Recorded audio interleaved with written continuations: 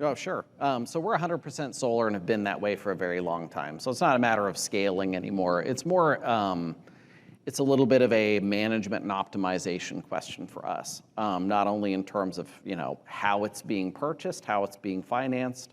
Right now we're probably much more tilted towards zero down or power purchase type programs just because we're trying to get the first cost of the house down for very obvious reasons right now. Longer term, I like to have a purchase or purchase-like structure in there because I think it really helps us deliver that promise of efficiency. Ultimately, you'd like to feel like you were saving as much money as you could, and that's kind of the way you're going to do it. But obviously, just as we work through different markets, that strategy changes a little bit. Batteries are a lot tougher for us, just partly because of the expense of them, partly because we don't necessarily have the regulatory and utility structure hammers out there that really maybe encourage it, and we don't quite have the grid reliability problems, I'll knock on wood when I say that, in the Denver market. So we don't have some of those major motivators right now. But obviously it's something that we're looking at. Also, it took Xcel a year to approve to give us permission to operate on one of the battery homes that we did, which drag a couple of customers through that, and that'll make you feel real gun shy about ever doing it again, to be quite honest, because even one or two of those situations is really, really tough. And we have definitely been through the ringer on a couple of batteries. Right. And that also brings up the importance of educating not just our builders and how we are doing that, but to also to be educating utilities and municipalities. And the inspectors are a big party to that too. Yeah, very good. All right, well, thank you. Who would like to take next? Yeah, so most of our scaling opportunities are really market by market driven. So, once again, tying the needs of the customer to the solutions we're providing. In markets where you have less resilient energy grids or really high time of use rates, you start to utilize batteries to address some of those needs from a consumer perspective, because you can really drive costs down, or you can create a resiliency option that doesn't necessarily exist. And so that's really how we're approaching things. All of our California areas are already using solar, but that's by mandate through the state of California. And so as we expand, it's really this idea of starting with a very energy efficient envelope and home, and then allowing the renewables to further take down that energy use, and then be able to balance it with what the needs of the utility are. Because you can't just rush forward and not understand the energy infrastructure in the U.S. as you start to provide some of these things. So that's really the approach. It's got to be market by market. You've got to look at what the economic demands in the market are from a cost of energy perspective, as well as what the environmental demands are. If you're in certain areas where you have 3 or 4 or 5 times a year major power outages, you're going to need to provide solutions for your customers for that. And so it's that type of approach that we're really applying to scale. That's great. Corey? Absolutely going to say ditto. I think that was an incredible answer, Joel. So being a national builder, it is, it has to be a market by market decision. We have to look at the environment in each locality where we're building. I think long-term, we'll see more widespread adoption, and we will be forced to scale more. But right now, it's really focused in the states with more advanced codes, stretch codes for Pulte. Obviously, California, Massachusetts, we do a good bit in Arizona as well. And then as we get away from the solar and into the battery storage, I think it really depends on the programs that the local utilities have. So we have partnered with ICF and have worked with them on a number of utility programs to identify where does it make sense to deploy battery storage as well as the solar panels that we're installing.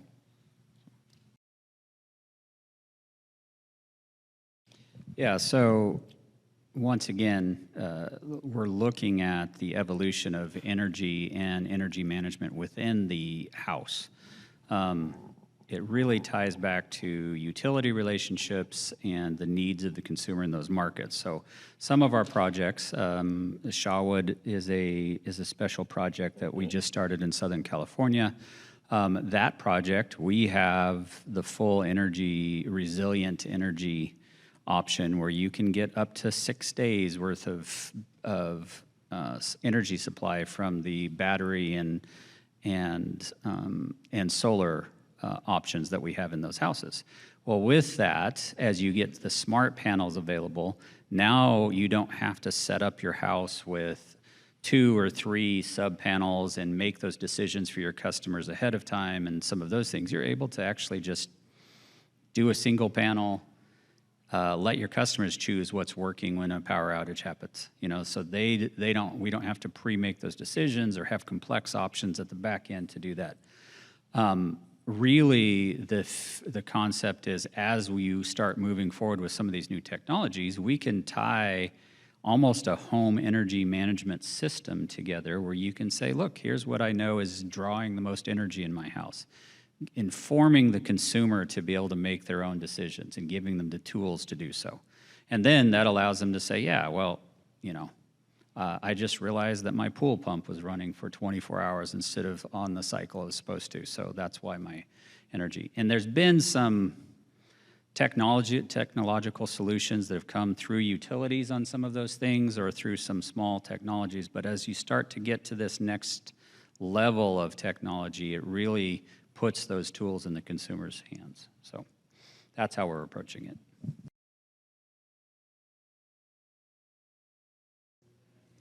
I think it's something that shifts over time, to be quite honest. I mean, for us, how you would sell this in 2017 is different than how you would sell it today in 2024. And part of it is that I think traditionally we think about performance in terms of expense, in terms of cost, right? Well, as it turns out, that's probably a relatively persuasive message right now.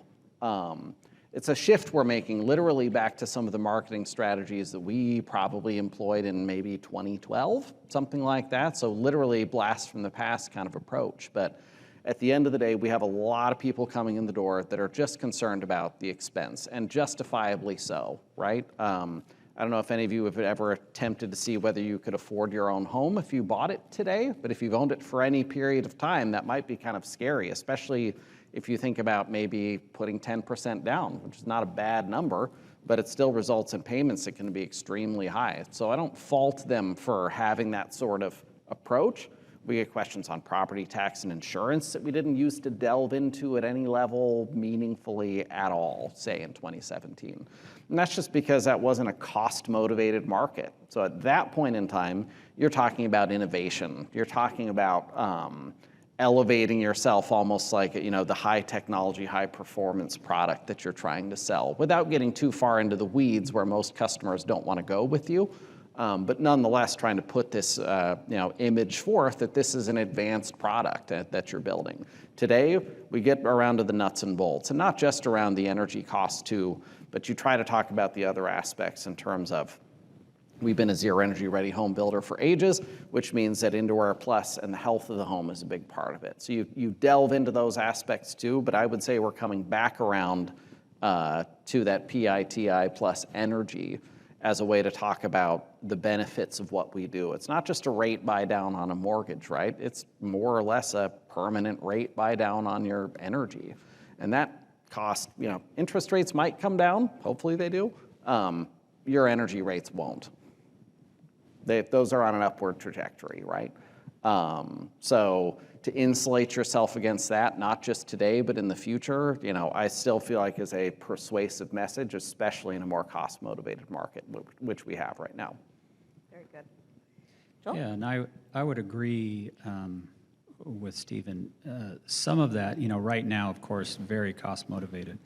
But at least in our experience, no one is coming to buy a house because it's net zero. They're still buying the house because it's in the right location with the right solutions for their family, number of bedrooms, school district, those type of things. And so the messaging around renewable energy or energy performance is not, we still have not seen that overcome the need to have the house with the right features in it. And so really it's more about a confirmation that, look, not only do you have the right house in the right location, not only is it meeting all the needs of your family, but it's a healthier house. And so it's more of a confirmation of a good decision for the customers. And so if you look at the psychology of people who buy large purchases, it actually tends to not be a logical decision to buy a house. It's much more of an emotional decision to buy a house. And then it's our job to explain the reasons why the decision they just made is really good. And that's where this messaging really comes through. So is like, yeah, okay, yeah, we just bought a house and it may have stretched our finances a little bit, but look at what additional things we have available. Look at, we're protected against future rate increases. We're protected. We've kind of future-proofed the house. So now I feel much better that my house is healthier than a resale house. My more stable on the expenses I expect to go with the house. And it's that type of thing that we're really seeing resonates better. Much less during the initial sales prospect, they're saying, well, if only the house was net zero. We're not seeing any customers who come and ask that. It's much more about a confirmation of a good decision. Well, and to expand on that, it really comes down to how well your sales team communicates that as well, correct? So the different training aspects of preparing them to be able to communicate that effectively on the sales floor as well. Are you finding that they become more enthusiastic because they do know that they have something that's different than the neighborhood down the street, and they're able to offer just a little bit something unique that they can leverage it for an additional sell?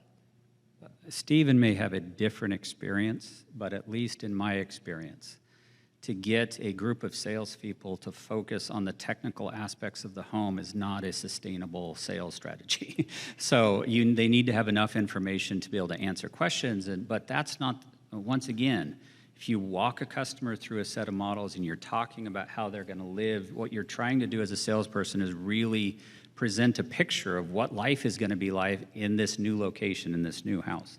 And so it's not really like well, yeah, but you've got 5.4 kilowatts of solar on your house, and think about all the great things that'll do. No, nobody's resonating with that. It's, you get all these things, and then you have this. And if you find someone who's interested in it, they have the resources to be able to talk to it, but that's not, I just, at least from my experience, that is not the primary purpose or what the sales team tends to focus on. They need to have the information readily available, but it's really about connecting the emotions of that consumer with this house that they're going to live in and raise their family, and they've got to be able to see themselves in that location to have a really, truly good experience in the home buying process. Right, which leads to more of a peace of mind because you have the benefits of these features, not necessarily knowing the technical side of it. That's right. Correct? Yep. That's right. Stephen? I could probably do a whole 1 hour talk on this, but I'll tell you this. I'm not a building scientist. I did sleep in a Holiday Inn Express last night. That's about my level of engagement. But one thing that I've noticed a lot, and those of you that are building scientists, bless your hearts, because you guys think you know how to market this stuff. Generally speaking, that is not the case. And I say that with all the love in the world. But at the end of the day, the science fair approach is an ineffective approach, and people will leave because you are boring them.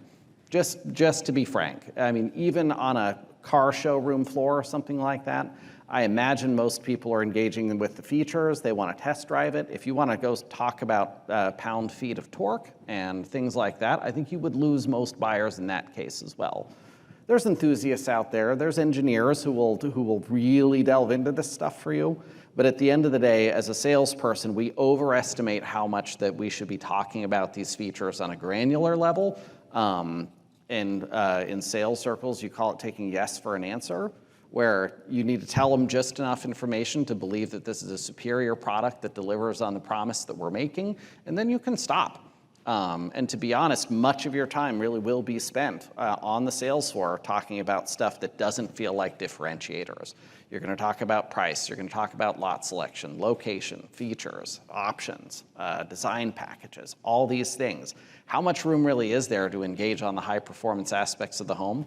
There's some, but you can't make it 50% of the discussion, because you need to be talking about the things that are important to that customer, of which these things may be a piece, but they, generally speaking, are nowhere close to the majority of the concerns of people walking through. So short and sweet, know what it is that you want to say it succinctly and in non-technical language. Very good. Anything to add, Corey? I'll state for the record that it's not that I don't want to answer this question. Oh, very good. It's yes. that I'm Kinda not made you look equipped bad to there. answer a sales question, so I'm not going to pretend to be the expert there whatsoever. Thank you for clarifying that, putting it on record.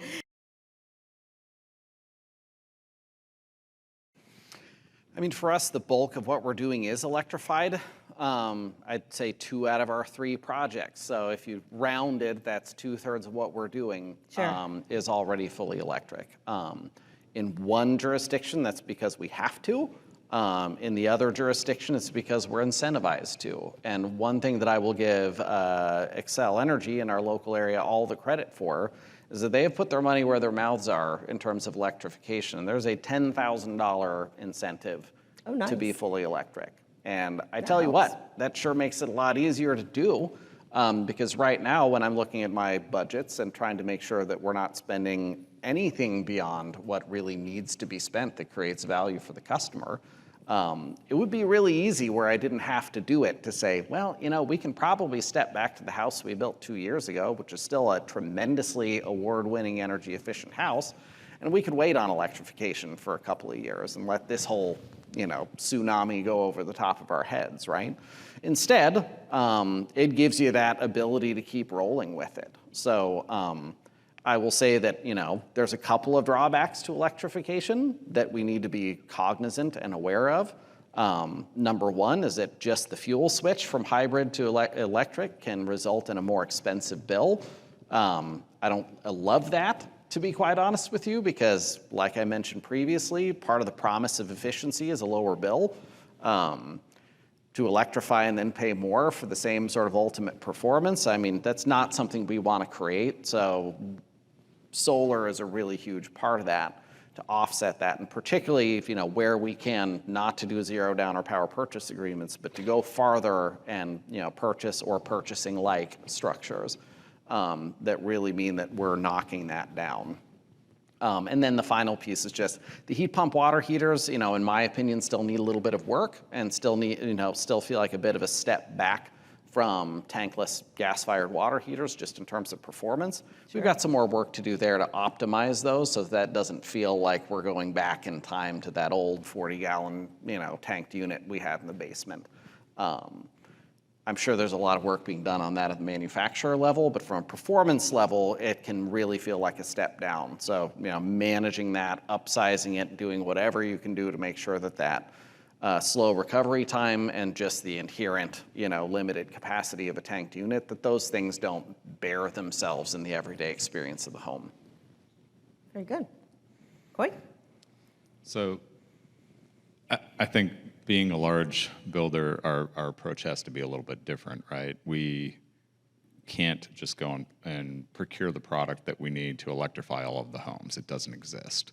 So we're working with our manufacturers to identify where we need to phase that in, what the product availability is, and transition in a gradual capacity. I think, to Stephen's point, the water heaters seem to be one of the first items that every builder is looking to change and electrify. But we're certainly seeing issues with availability there. We're seeing issues with availability of induction cooktops. We frankly have concerns around the additional cost that Stephen mentioned, where it is very different to have to put in a 400 amp panel versus a 200 amp panel. So the need for smart panel technology As Joel talked about earlier, the homeowner being able to select what they want to power when they need to limit the overall features of the home. That's huge for us, and we are doing some prototyping around smart panels, but again, we need manufacturers to kind of step up and catch up and be able to provide the product that is needed, and we're just not there just yet. So. Good, thank you. Yeah, and I would say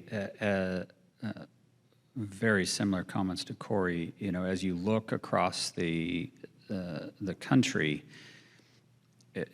we have to have a connection between the electrification political talking points and the realities of where industry is, as well as where our energy comes from. And so it's very important that we take a proactive approach on the connection with federal and state and local agencies to also be able to talk about, look, if you flipped a switch today, we could not provide all the energy necessary through electrification for every house. I mean, it's just not being enough produced. So you can't say, well, get rid of coal tomorrow. You get rid of coal in the Northeast, there's not enough energy being produced to supplant that. And so we have to have a much longer understanding of what the outcomes are necessary. And then from a product standpoint, we have to align the industry and supply chain to get there.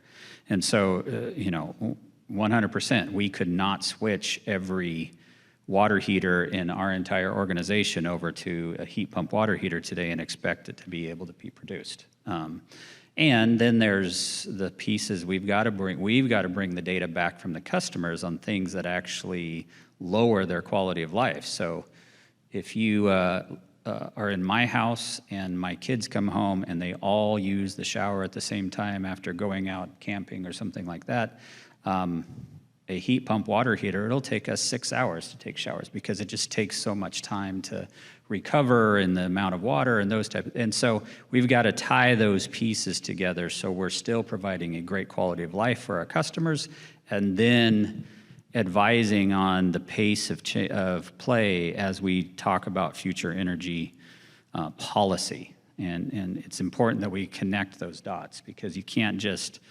we saw this in solar in the 90s and early 2000s. When you have a disconnect between a product that's being provided and the energy infrastructure, you start to get in a position where you may be bankrupting your utilities. And so you oversize your solar, and then you come in and, oh, well, why are the utilities losing money? Well, you find this out. That's where you get PG&Es of the world who have to file bankruptcy because they haven't aligned all of those policies. We've just, as industry, we've got to really be cognizant of those connected points within our energy economy. So I told Annette in advance, feel free to cut me off on this if I get on my soapbox. But, the 45L credit is great in theory.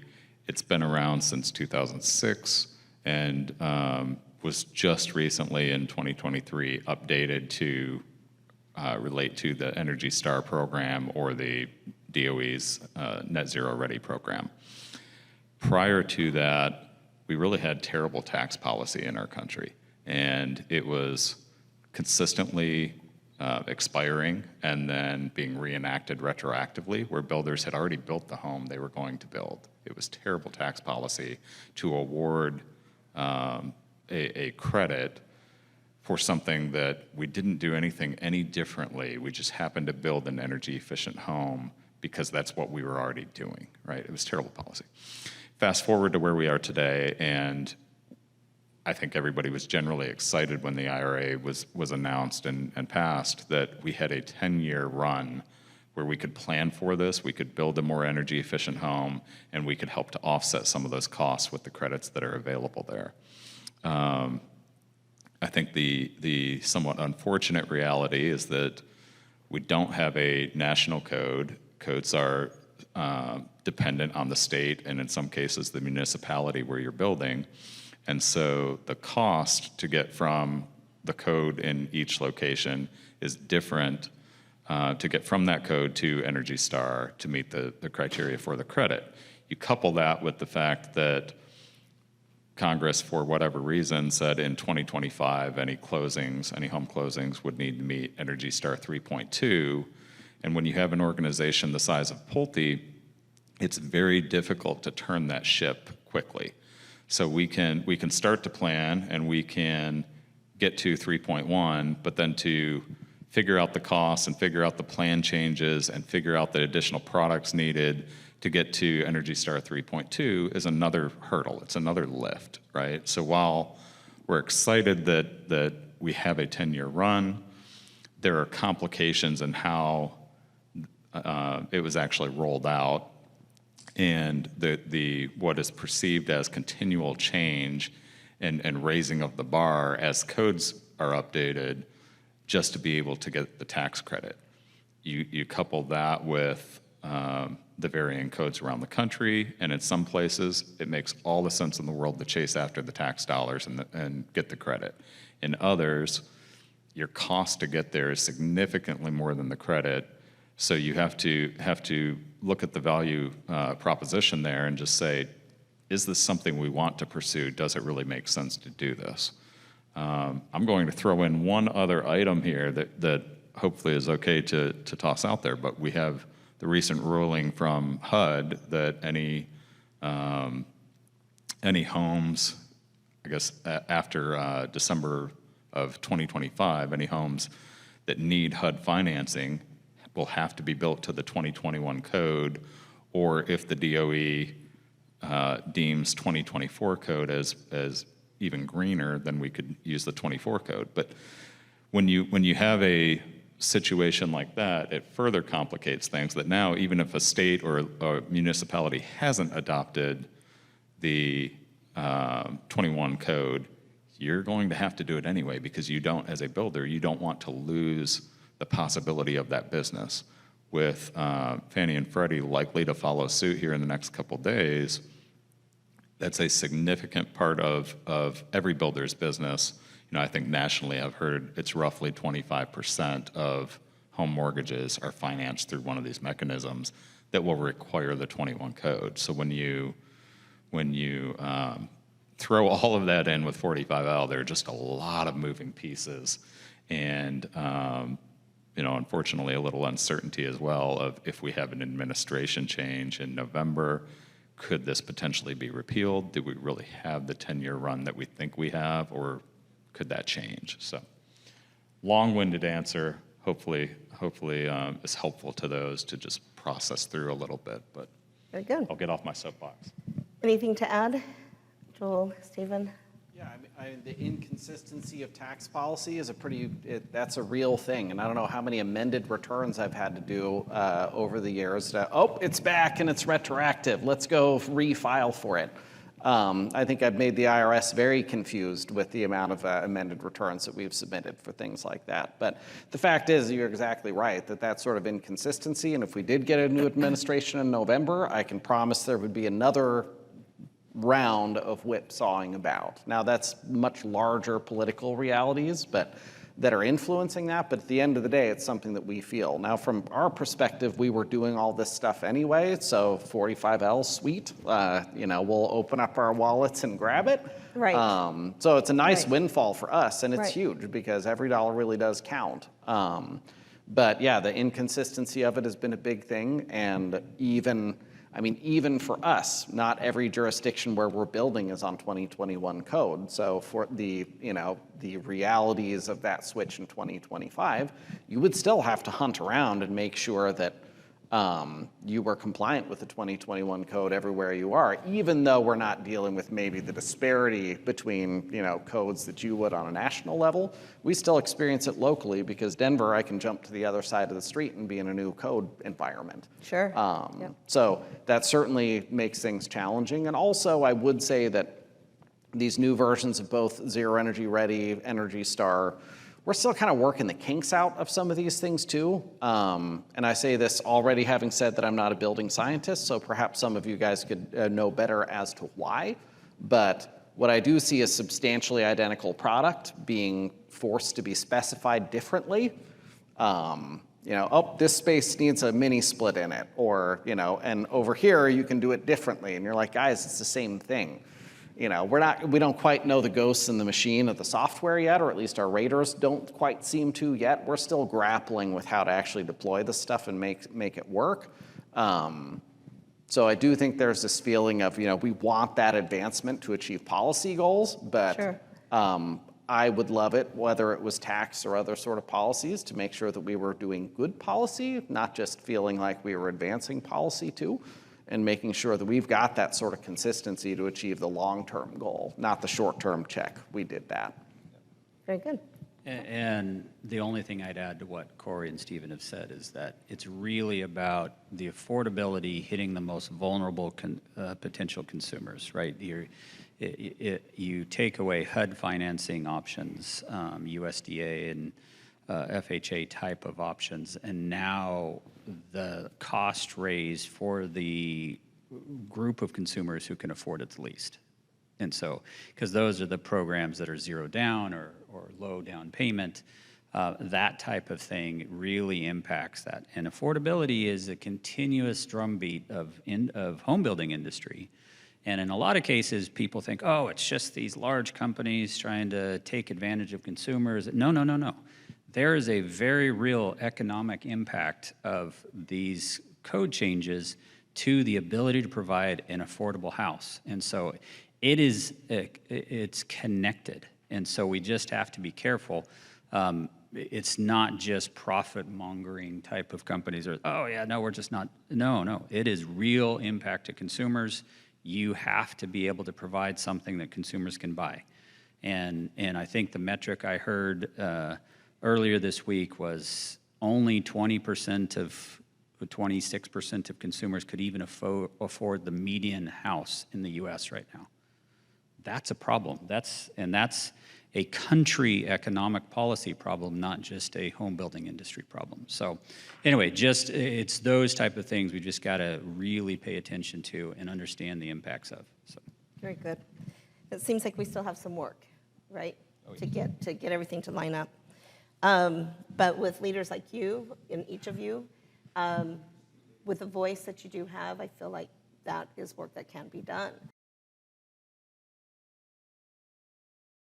I think the big technology advancement is actually going to be on the policy side of things. Okay. I think there's a growing understanding, we're still at the beginning stages of it, but there's a growing understanding that we actually do need a lot more supply. And that would be transformational in the way that no off-site construction or anything like that else could do. Just a realization of policymakers that we genuinely need to make sure that we have more supply. Perfect. Corey? So I think it depends how far into the future we're looking, but I think where we're heading is, there's a clear stated goal of the ICC to have the 2030 code built home as net zero. I think we're going far beyond that, and I think the future of home building will be homes generating electricity far beyond what they need and feeding that back into the grid for the older homes. Great. Good answer. And I'll throw a slight twist into this. I think that some of the home building technology is going to morph to better support an aging population. Demographically, you look across the world, we're starting to get top heavy on the age of the population. And so I think you're going to see some technology come out that's going to support that a group of people who are going to live into their 90s and 100s and beyond. I think that technology is going to show up in home building at a much greater pace in the very near future. Oh, I like that. That's a good addition. All right.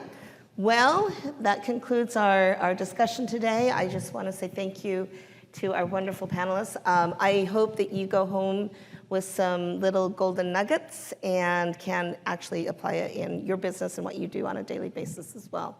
But thank you. If you will please just thank our panelists with me. Thank you. Bravo. Thanks.